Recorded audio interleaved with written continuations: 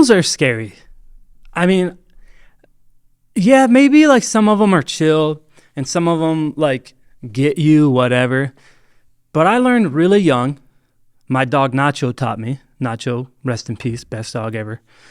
Taught me that there's just a very distinct difference between an animal and a person. And yes, biblically, we have the breath of God in us and all that stuff, but it doesn't change the fact that we are just on different planes of existence. Animals are just scary.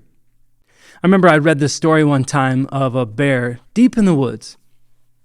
The bear's caught in a hunter's trap, and it writhes and it jerks and it pulls, and the harder that it tries to escape, the tighter the trap gets. And along comes a human. They're hiking, they're going through the woods, and they happen upon this bear in this bear trap. And as soon as the bear sees this human and smells human all over this area, it immediately even kicks into another gear, even though this person that comes along, this hiker, is benevolent. This person wants to help the bear. And against all instincts, this person goes up to the bear and tries to free the bear. Now, the bear is subject to instinct in a way that a human never really, in a way that humans can overcome, right? That's the biggest difference between Nacho, my dog, and me, is that I can prolong, rewards because I know what is best. You know what I'm saying? And I'm not just saying through a training sense we can do that with animals. I'm saying there's a separation here.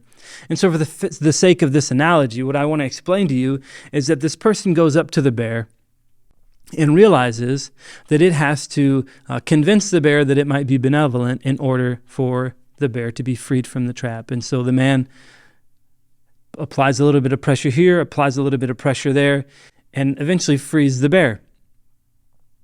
And the bear, after it's free, steps back and isn't quite sure what to do because what's just happened doesn't make any sense to this bear.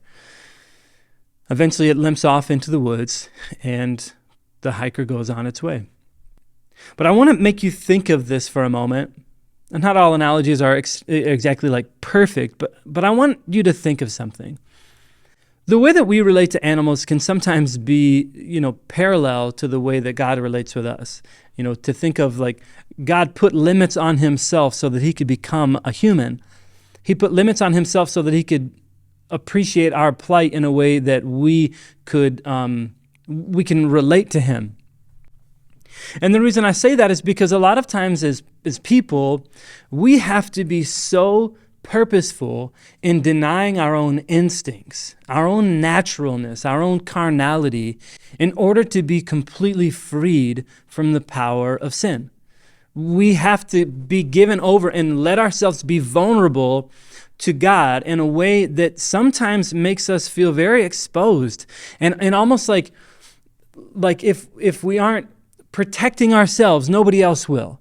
What if I do this God thing, or what if I completely commit myself as a Christian and then I'm made a fool of, or I look stupid, or I believe in these promises and they're for nothing? Wouldn't I just be better to just guard and hold on to everything that I have?